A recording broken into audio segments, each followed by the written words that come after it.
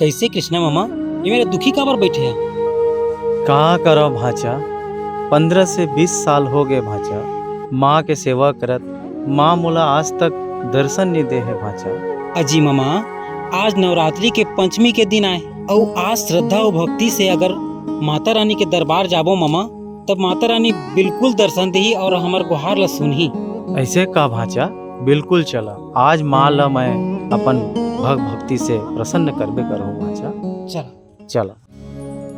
ओम सर्वमंगल्य मांगल्ये शिवे सर्वार्थ साधिके शरण्ये त्र्यंबके गौरी नारायणी नमोस्तुते।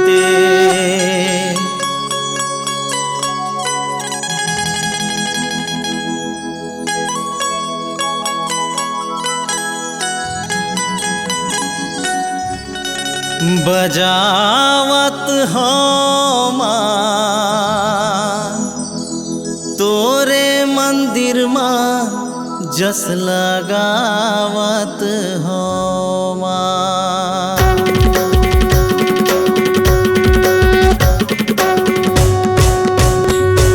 बजावत हो माँ तोरे मंदिर माँ जस लगावत हो माँ।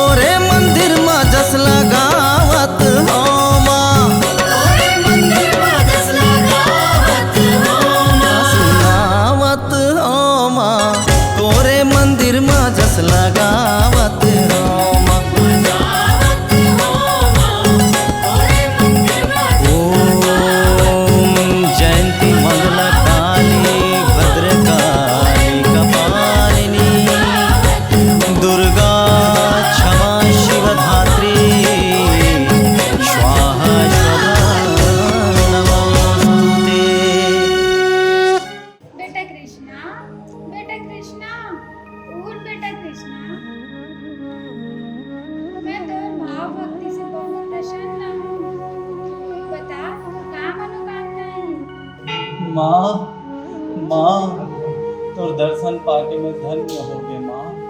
मोला और कुछ नहीं चाहिए माँ।